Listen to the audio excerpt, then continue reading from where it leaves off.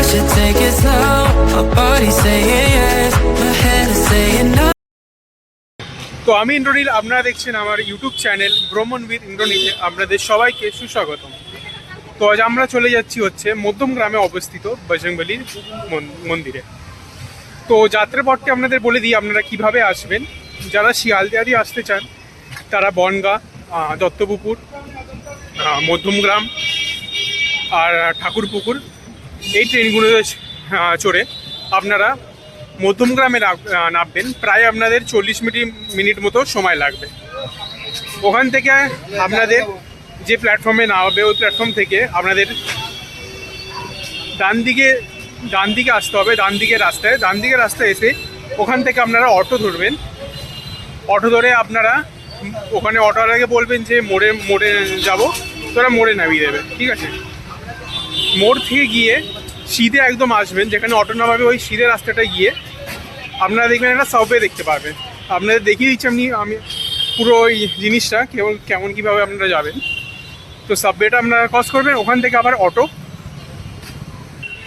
তো অটোওয়ালাকে বলবেন যে হরিওম শান্তিধাম মন্দিরে ওখানে নামবো, আর ওখান থেকে হেঁটে প্রায় আপনাদের 2 মিনিট মতো সময় লাগবে। তো চলুন আপনাদের রাস্তাটা আপনি দেখে আপনাদের সোজা অটোটা নামাবে। অটোতে আপনারা এখানে সোজা আসবেন, ঠিক আছে।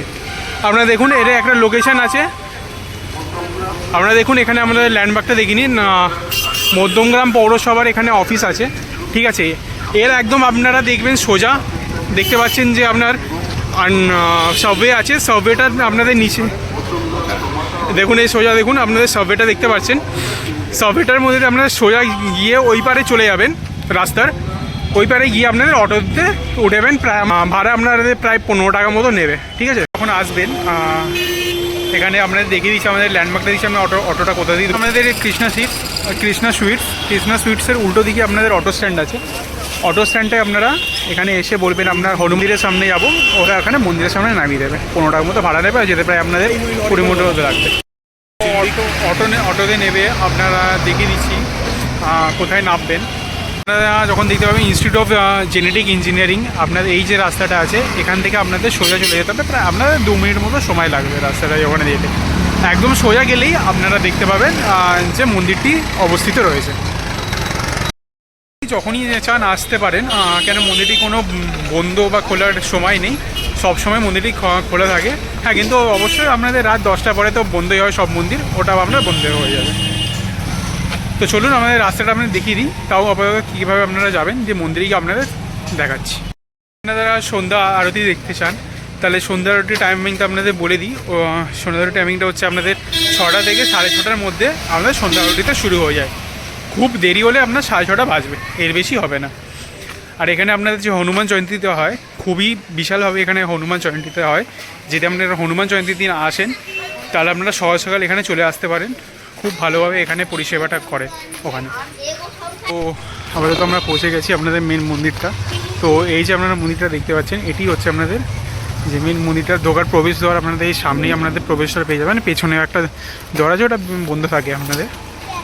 তো চলো মন্দিরের ভেতরে এখন যাওয়া যাক, মন্দিরটা আপনাদের পুরো দেখিয়ে দিই।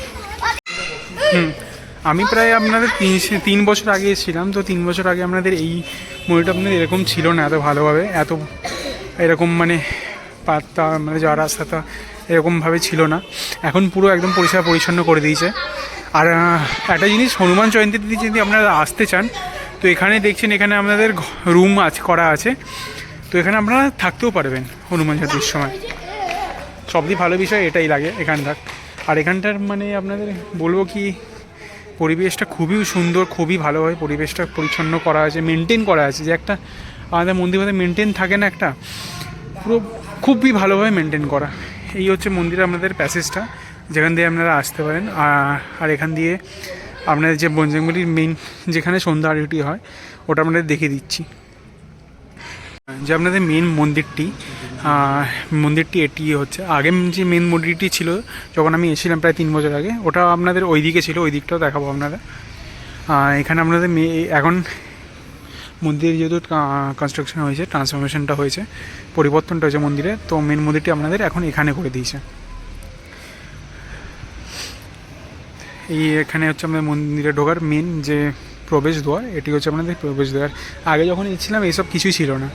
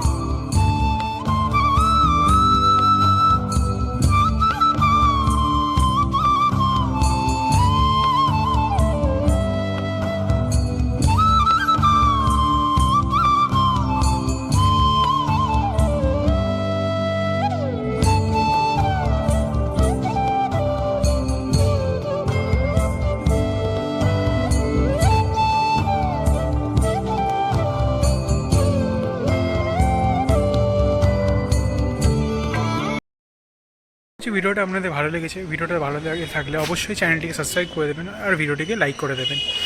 তো দেখা হচ্ছে আবার পরের ভিডিওতে, ততক্ষণ সবাই ভালো থাকুন, সুস্থ থাকুন।